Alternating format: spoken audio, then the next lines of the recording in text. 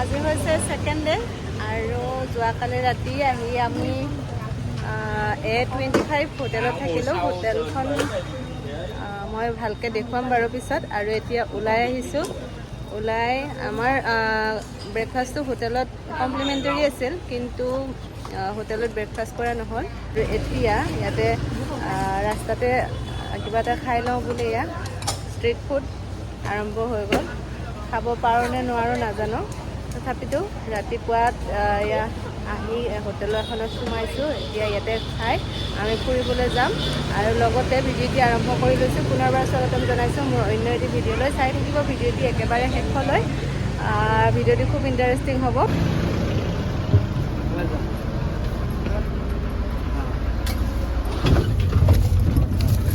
Friends, এতিয়া আমি আছোঁ হানৈ চিটি আৰু আমাৰ যেনেকৈ তাতে চিটি বাছবিলাক চলে, ইয়াতেও এইখন আমি বাছত উঠিছোঁ। এতিয়া আমি গৈ আছোঁ এটা পাগোডালৈ। বাছখন যে ইমান ধুনীয়া, আৰু বাছ নল'লে আগত যে গৈ আছে কেব, তেনেকুৱাও ল'ব পাৰি, কিন্তু ইয়াৰ অলপ দাম হয়। এইটো শ্বেয়াৰিং বাছ হয়, গতিকে অলপমান ইয়াৰে ৱেডাৰটো আমাৰ লগত একে হয়। খুব ৰ'দ দিছে আৰু গৰমো যথেষ্ট, গতিকে এই গৰমত আমাৰ নিচিনা চিটি বাছত উঠি ঘূৰি ফুৰা অসম্ভৱ হ'লহেঁতেন। কিন্তু ইয়াৰে চিটি বাছকেইখন মই আপোনালোকক কৈছোঁৱে আগতে, ইমানেই ধুনীয়া আৰু চব বাছতে AC আছে। লগতে ইয়াতে এতিয়ালৈকে কোনো এখনেই পুৰণা গাড়ী দেখা নাই। হয়তো কিবা চৰকাৰৰে নিয়ম আছে নেকি, পুৰণা গাড়ী নচলায় নে কি নাজানো, কিন্তু ধুনীয়া ধুনীয়া গাড়ী চববিলাক বহুত নতুন আৰু মানে চিকমিকাই থকা, আৰু চবতে AC আছে।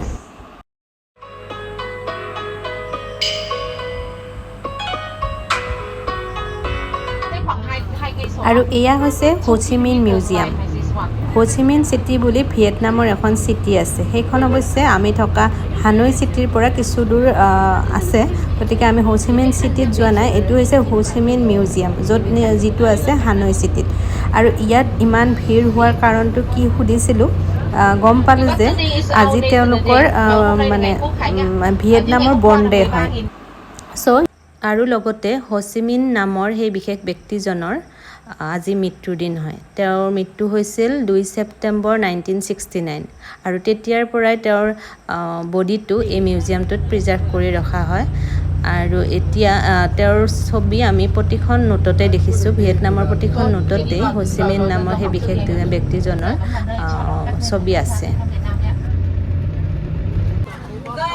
পাগোডালৈ আহি আছিলোঁ যদিও বাছখনত অহা বেছি সংখ্যক মানুহেই ইয়াত নামি দিলে। ইয়াতেও মানে টুৰিষ্টৰ বাবে কিবা এটা বনাই থোৱা আছে, গতিকে আমিও নামি দিলোঁ। ভিতৰত গৈ গম পাম কিনো হয়। আমি এতিয়া আহি পালোঁহি ভিয়েটনাম মিউজিয়াম অফ এথন'লজি, আৰু এতিয়া ইয়াতে আহিছোঁ। আৰু আজি আমাৰ ড্ৰেছিং চাওক, কিং এণ্ড কুইন হৈ আহিছোঁ। আৰু এইফালে এটা পুখুৰী টাইপ আছে। ইয়াতে আমাৰ যিবিলাক একুৰিয়ামত ৰাখোঁ মাছবিলাক, ইয়াতে মানে আমাৰ যেনেকৈ পুখুৰীবিলাকত যেনে মাছবিলাক থাকে, ইয়াতে এইটো বেছি মাছ যিবিলাক আমাৰ একুৰিয়ামত থাকে।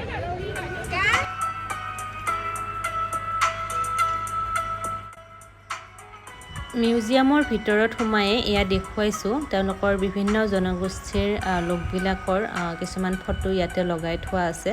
ইয়াত বিভিন্ন জনগোষ্ঠীৰ বিভিন্ন সাজপাৰেদি তেওঁলোকৰ ফটোবিলাক আছে। আৰু এইফালে আছে বাঁহ বেতৰ কিছুমান সঁজুলি, যিহেতু তেওঁলোকে বাঁহ বেতৰ কাম কৰিও কিছুমানে জীৱন নিৰ্বাহ কৰে।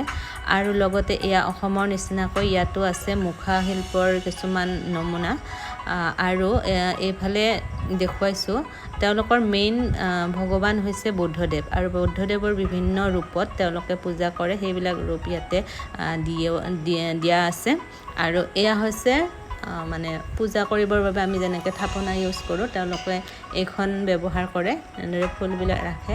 আৰু এয়া হৈছে বিয়াৰ এটা প্ৰথা, বৰ বিশেষ ভালকৈ বুজি পোৱা নাই।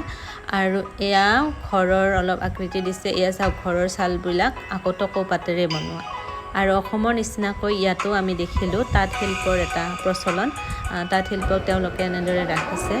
আৰু এইবাৰ ঘৰটোলৈ চাওক, ঘৰৰ ওপৰত থকা চিহ্নটো দেখিছে নহয়, এইবোৰ হৈছে ঘৰৰ ওপৰত লগোৱা চিহ্ন। ইয়াৰে প্ৰথম চিহ্নটোৱে বুজাইছে মেৰিড কাপল, আৰু ছেকেণ্ডটো বুজাইছে মেৰিড কাপোলৰ লগতে তেওঁলোকৰ ল'ৰা ছোৱালী আৰু থাৰ্ড যিটো দেখিছে সেইটো মই ঘৰৰ ওপৰতো দেখুৱাইছোঁ এইটো মানে ল'ৰা ছোৱালী দি এটা কমপ্লিট হেপী পৰিয়াল আৰু এয়া অন্য এটি জনজাতি এওঁলোকৰ চেলাউৰিখিনি কাটি দিয়া হয় আৰু এওঁলোকক চবচে ধুনীয়া কমিউনিটিৰ বুলি তেওঁলোকে আৰু এতিয়া ওলাই আহিছোঁ অন্য এটি মিউজিয়ামলৈ আৰু ৰাস্তাত ওলাই আহি এইটো যে দেখিছে এয়া হৈছে ভিয়েটনামৰ পাৰ্লিয়ামেণ্ট আৰু এইবাৰ আহিছোঁ আমি এটা ওমেন্স মিউজিয়াম কি ওমেন্স মিউজিয়াম নাজানো এতিয়া আহিছোঁ ওমেন্স মিউজিয়াম ভিতৰত কি পাওঁ খালি আজি মিউজিয়ামে ঘূৰি আছোঁ আমি আজি মানে অলপ দূৰলৈকে প্ৰগ্ৰেমবিলাক লোৱা নাই যোৱাকালি ৰাতি খুব ভাগৰ লাগিলে টোপনি ক্ষতি গতিকে আজি ওচৰে পাজৰে যি আছে এইখিনি চাই লৈছোঁ এইটো মোৰ পিছফালে যে আছে এইটো কিবা ওমেন্স মিউজিয়াম ভিতৰলৈ যাম এতিয়া তাৰপিছত দেখুৱাই যাম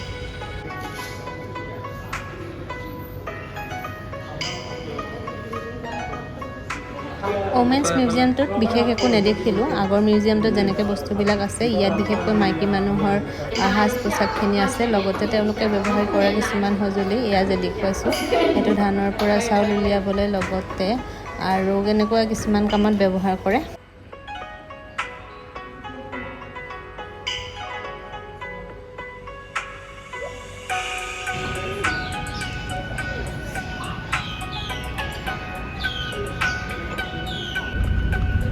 আৰু এইবাৰ বিচাৰিছোঁ আমি ৰেষ্টুৰেণ্ট এতিয়া ৰেষ্টুৰেণ্ট বিচাৰি কিমানখিনি আহিছোঁ নাজানো ৰেষ্টুৰেণ্ট বিচাৰি পোৱা নাই মানে ভাল অলপ দেখাত ধুনীয়া ৰেষ্টুৰেণ্ট এখন বিচাৰি আছোঁ খাবলৈ কি পাওঁ নাজানো তথাপিও দেখাত ভাল হ'লে অলপ খানা ভাল হ'ব নিচিনা লাগে আৰু বিচাৰি আহি পালোঁহি আমি এখন ৰেষ্টুৰেণ্ট এখন ধুনীয়া দেখিয়ে সোমাইছোঁ আমি পিছত খানা কি হয় নাজানো কিন্তু ৰেষ্টুৰেণ্টখন দেখাত ধুনীয়া যিহেতু গতিকে সোমাই গৈছোঁ আৰু এইফালে চাওক ৱাইনবিলাক ইমান ধুনীয়াকৈ সজাই থৈ দিছে ৰেষ্টুৰেণ্টৰ ফুলদানি কৰি থৈ দিছে একদম ৱাইন লাঞ্চ কৰি লওঁ খুব ভোক লাগিছে ৰাতিপুৱা সেই ৰাস্তাত ষ্ট্ৰীট ফুড খাম বুলি যে আপোনালোকক কৈছিলোঁ বেয়া নহয় বাৰু বাৰ্গাৰ আছিল তেওঁলোকে আমাক কিবা এটা নাম কৈছে আমি ঠিক বুজি পোৱা নাছিলোঁ কিন্তু খাওঁতে গম পালোঁ এইটো বাৰ্গাৰে হয় গতিকে ভালেই আছিলে আৰু প্ৰাইচটোও মানে ইমান বেছি নাছিল সেই বাৰ্গাৰটো খায়ে যে ওলাই গ'লোঁ আৰু এতিয়ালৈকে একো পেটত পৰা নাই পানীৰ বাহিৰে এতিয়া আহিছোঁ এখন ৰেষ্টুৰেণ্টলৈ ইয়াতে চাওঁ ইণ্ডিয়ান পালে ইণ্ডিয়ান খাম আৰু নহ'লে কিবা নুডলছ পালে কি খাওঁ বাৰু দেখুৱাম খানা অৰ্ডাৰ দিছিলোঁ ৰাইচ চিকেন ফিছ এতিয়া আমাৰ আহিছে কি চাব দেই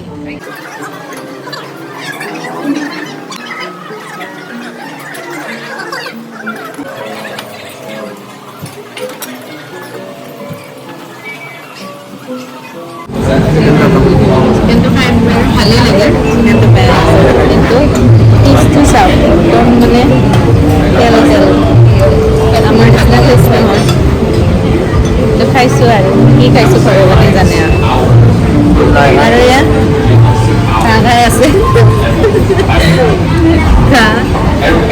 এইবিলাক এনেই দিছিলে এইবিলাক খোৱা নাই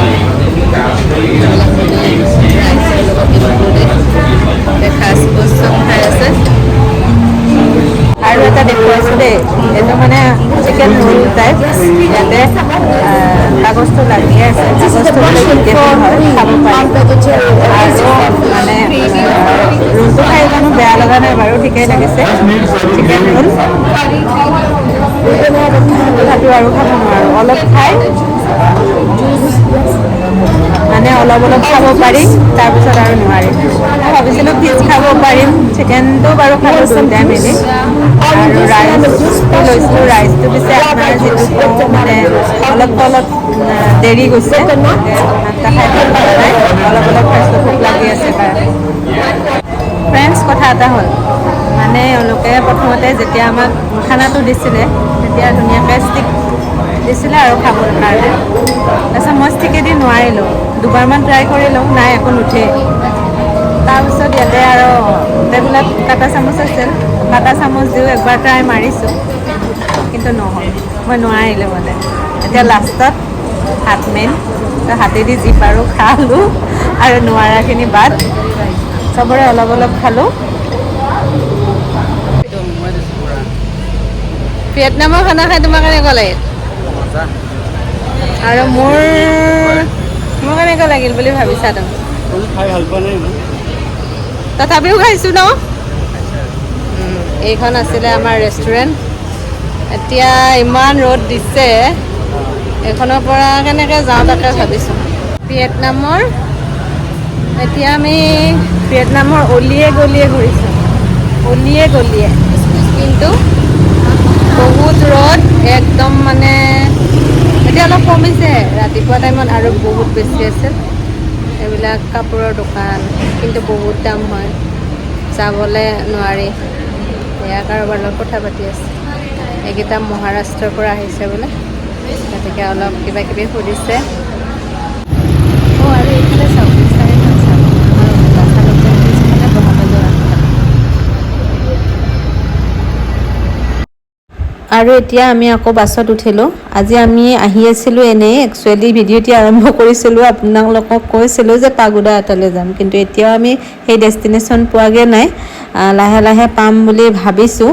আৰু এয়া চাওক, ইমান ধুনীয়া লাগিছে এই চিনাৰীটো। এইটো হৈছে পাগোডা, মানে বৌদ্ধিষ্ট মন্দিৰ হয়। ইয়াতে আমি সেৱা ল'লোঁ, আৰু এইফালে ধুনীয়াকৈ এজোপা গছত এনেদৰে ফটো উঠিব পৰাকৈ ধুনীয়াকৈ কৰি থৈ দিছে। তাৰ লগতে আছে এখন ধুনীয়া পণ্ড। নামটো কি আছিলে মই পাহৰিছোঁ, কিবা এটা নাম কৈছিলে, ক'তো লিখাও নাই এতিয়া। ইয়াৰে চিনাৰীখিনি মই এবাৰ দেখুৱাই দিছোঁ দেই আপোনালোকক, গোটেই চাৰিওফালটো চাওক কিমান ধুনীয়া হয়, কিমান ধুনীয়া হয়।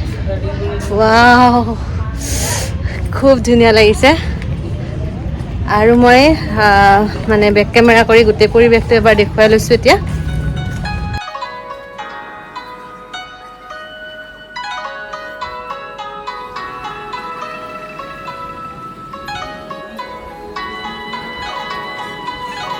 পাগোডাৰ পৰা ওলাই এইবাৰ আহিলোঁ ভিয়েটনামৰ ফাৰ্ষ্ট নেশ্যনেল ইউনিভাৰ্চিটি।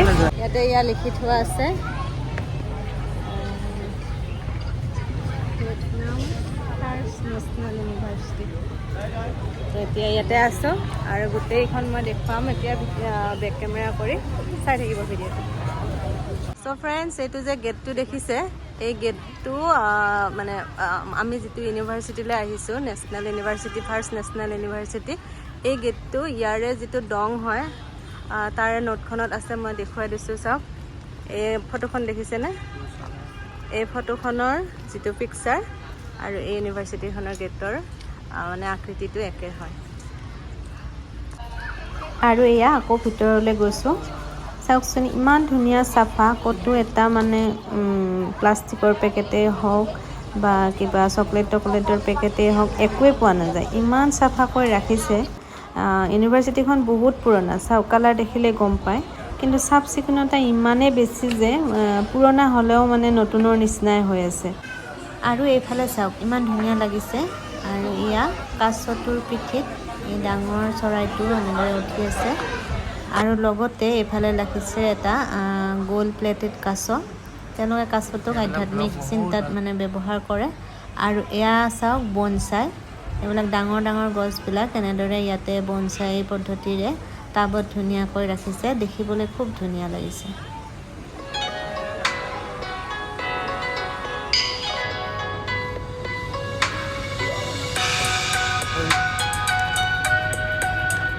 ফ্ৰেণ্ডছ, এইবাৰ আহিছোঁ আমি এখন লোকেল মাৰ্কেটত।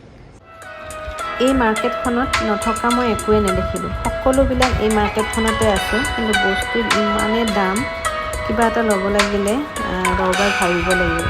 এতিয়া চাওঁচোন ভিতৰলৈ যাওঁ, কি কি পাওঁ। প্ৰথমতে এয়া দেখুৱাইছোঁ কাপোৰবিলাকো খুব ধুনীয়া, কোৱালিটি ধুনীয়া, দামো ধুনীয়া। কাপোৰৰ লগতে ইয়াতে আৰু আনফালে যাওঁ, এইবিলাক চব কাপোৰেই হয়।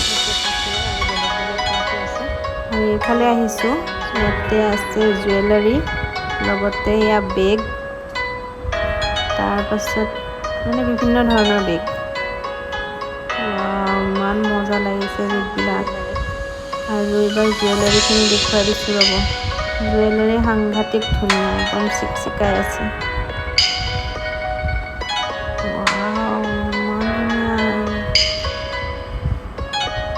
মোক এটা দিয়াহেঁতেন। মাৰ্কেটখনত আমি বেছি দেৰি থকা নাই, যিহেতু বস্তু তাত একো ল'ব নোৱাৰি, বহুত বেছিয়ে দাম। আৰু লগতে কিছুমান জেগাত ফোনৰো এলাও নাই, চব বস্তু তেওঁলোকে ভিডিঅ' কৰিব নিদিয়ে, গতিকে ওলাই আহিলোঁ।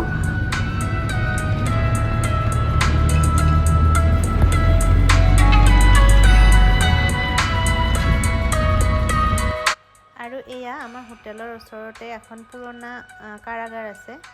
ইয়াত মানে স্বাধীনতা আন্দোলনত যিসকলে ভাগ লৈছিল তেওঁলোকক এয়া চাওক, এনেদৰে শাস্তি দিয়া হৈছিল।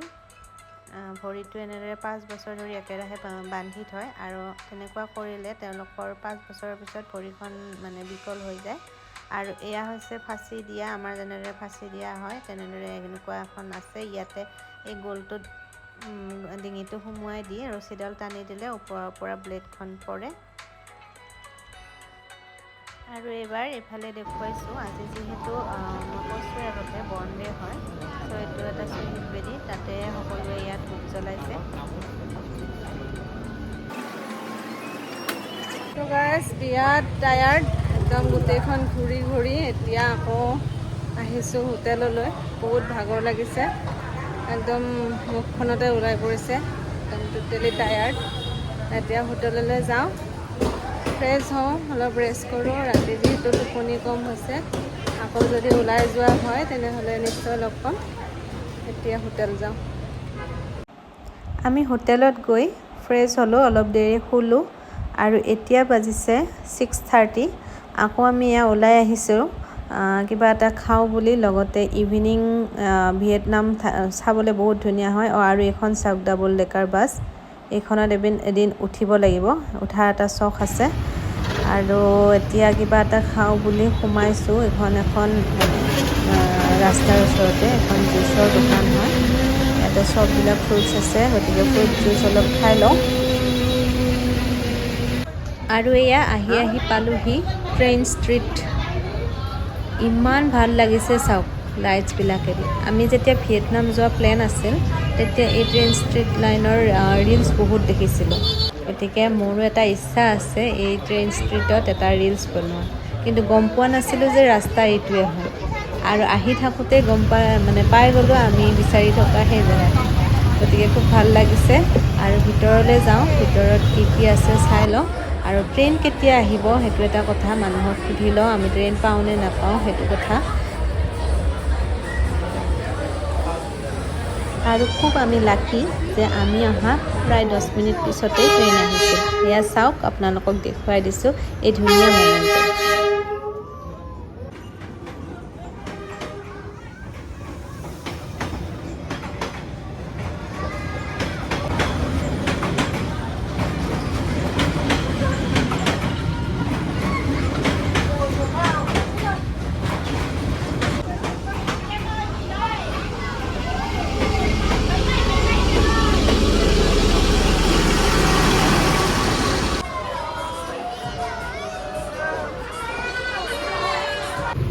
আৰু এয়া টাইম চাওক, ভিয়েটনামৰ টাইম 10:07। আৰু এইফালে মোৰ ঘড়ীৰ টাইমটো চাওক 8:37। চ' আমি এতিয়া ভিয়েটনামৰ ট্ৰেইন কেফেৰ ইভিনিংটো একদম ধুনীয়াকৈ এনজয় কৰি এতিয়া আকৌ উভতিছোঁ আমাৰ হোটেললৈ। ইয়াত মানে এতিয়া চববিলাক দোকান, ৰেষ্টুৰেণ্ট সকলোবিলাক সামৰি সুতৰি মানুহবিলাক ঘৰে ঘৰে গৈছে।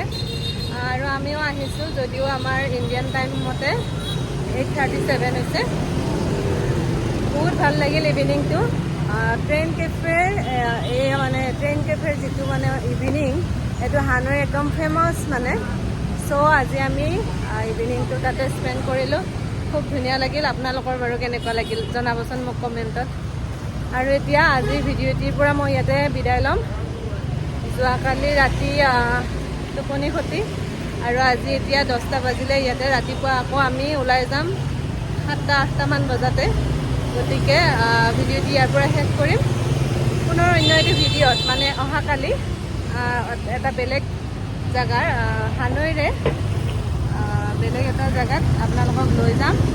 চ' ভিডিঅ'খিনি আপোনালোকে চাব, লাইক, শ্বেয়াৰ আৰু ছাবস্ক্ৰাইব কৰিব। কালিলৈ পুনৰ লগ পাম আজিলৈ ইমানে